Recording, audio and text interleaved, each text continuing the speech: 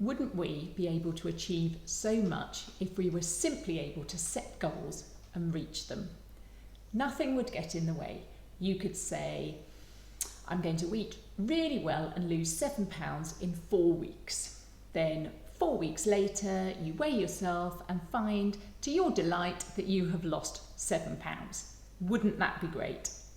For anything we wanted to achieve, we would set the goal, and then there it is. Within a prescribed period of time, that goal would be achieved. But that isn't how things go in real life. So what gets in the way? Sometimes it is circumstances that get in the way of achieving a goal.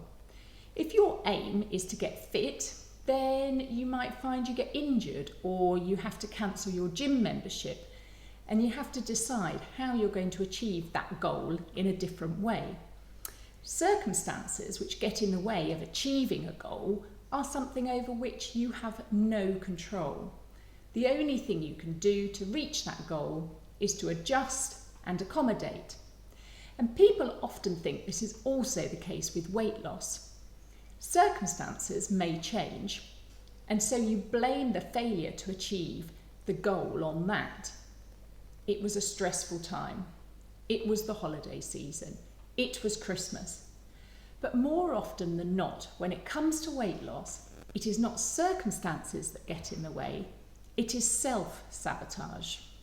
Now, it is important to realise that self-sabotage is not a circumstance. A circumstance is something over which you have no control. Self-sabotage is an action. It is the way we react to our emotions. When we are talking about self-sabotage, it's important to note this distinction. Self-sabotage is a choice, and like any form of buffering, we are taking a payoff in the short term in exchange for a payoff in the long term. In weight loss, this relates to having fish and chips for dinner because it's easier to get a takeaway than to prepare a meal from scratch, or having a glass of wine in the garden because that is more enjoyable than doing some exercise. It is making a decision based on instant gratification rather than pursuing a long-term goal. And the thing is that this is a completely normal way to act and to feel. Our lower brain, the chimp brain that I've referred to before, is wired in this way. It wants to seek pleasure and avoid pain and spend as little energy as possible on doing this. It's the chimp brain which is acting when you abandon dinner plans and call for a takeaway, that puts you in the sunshine with a glass of wine. What we need to do to achieve weight loss is to bring the decision making to the higher brain, the part of your brain that can delay gratification, which can weigh up consequences and can tell you that you will enjoy that glass of wine 5 times more if you have it after you've worked out, or will guide you to make a healthy choice for dinner, even if that doesn't mean sticking to the original dinner plan. With weight loss, the way that self-sabotage shows up is threefold. 1, you procrastinate. I'll plan a menu tomorrow, I'll work out at the weekend, I'll chop up some vegetables next time I need a snack. This time I'm in a rush, I'll just grab something quickly. 2, you give up. I'm not losing weight fast enough, I've only lost a pound and I feel like I've put in 100% effort, so we give up. We quit. Although, of course, the only way that we can guarantee we won't reach our goal is by quitting.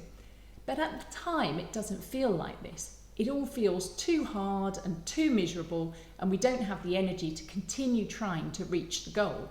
It is, in our opinion, unobtainable.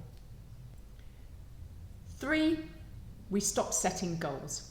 We've tried to lose weight in the past, it hasn't happened, so there's no point trying again. We were destined to be this weight. It's in our genes. Our parents were overweight, or we have always struggled with our weight. It's just too hard to try and change that.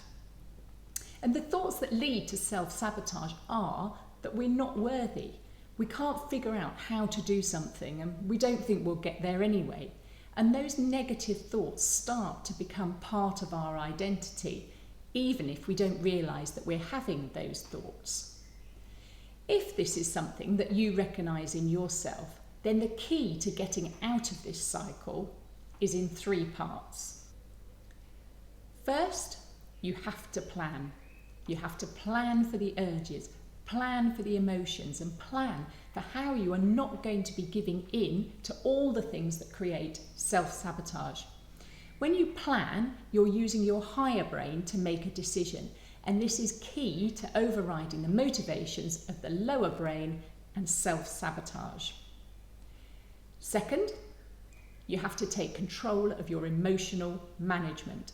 You need to become aware of what you are feeling and learn how to process that emotion without buffering, without using something to take away that emotion so that you don't have to feel it anymore. If you can feel all emotions, then you prevent the need for buffering. There is nothing that you are unwilling to feel, because all buffering will do is delay the time that you will need for that emotion. Eventually, it will come up and you will need to feel that emotion again.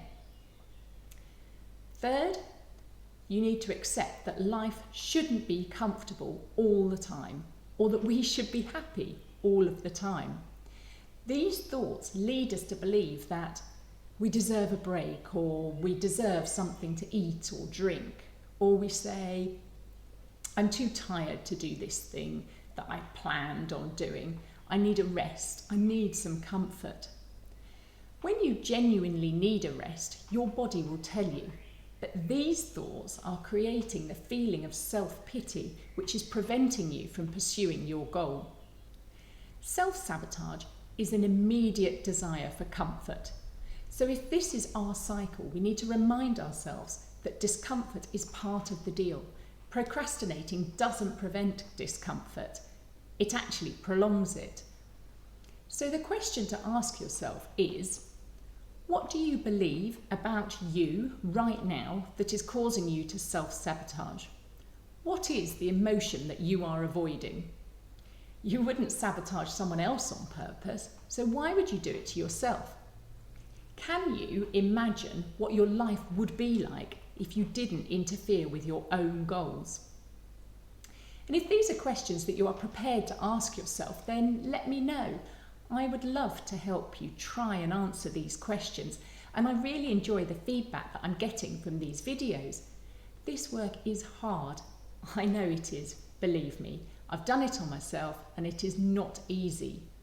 But talking it through and understanding your emotions with someone else really helps to make sense of them and will motivate you to continue to practice these skills until they become second nature to you.